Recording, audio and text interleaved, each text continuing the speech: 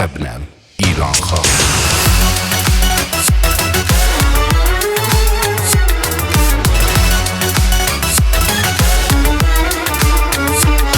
Bulut olsam yine yaksam yere leysanlar kimi? Bu mehabbet düşe bir gün dile destanlar kimi? Uçurumdan geri dönme seven insanlar kimi? Yar yolunda gere yaşı gede kurbanlar kimi? Sen aktaran gülün rengi benim yanaklarımda, sen aktaran gülün etri benim tellerimdedir. Qalar həzin nəğmə kimi sesin kulaklarımda, seni divane eylemek benim ellerimdedir. Sev beni yaşa benimle, kaşa boy köküreğimde, korumuşam adını gizli seven yüreğimde. Bulut olsam yine yaksam yere leysanlar kimi? Bu mehabbet düşe bir gün dile destanlar kimi? Uçurumdan geri dönme seven insanlar kimi? Yar yolunda gere yaşı gede kurbanlar kimi? Bulut olsam yine yaksam yere leysanlar kimi?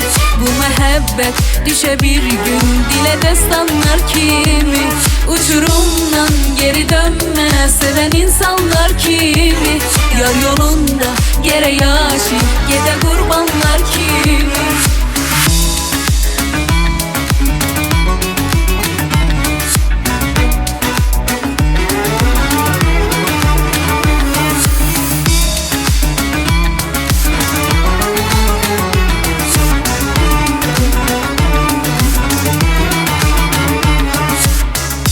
Karşı bu kalbimde his soyadım yaradan.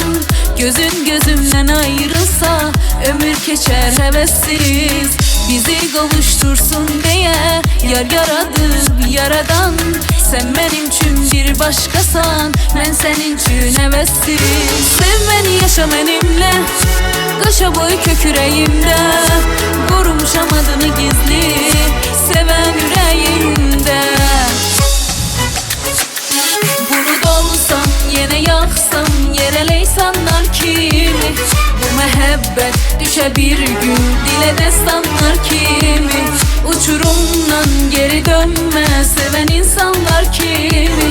Yar yolunda gere yaşı gede kurbanlar kimi?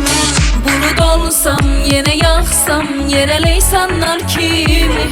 Bu mehabbet düşe bir gün dile destanlar kimi? Uçurumdan geri dönme seven insanlar kimi? Yar yolunda gere yaşı gede kurbanlar kimi?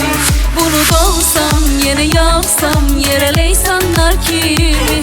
Bu mehabbet düşe bir gün dile destanlar kimi? Uçurumdan geri dönme seven insanlar kimi? Yar yolunda gere yaşı gede kurbanlar kimi? Bulut olsam Mənsur Kərimi.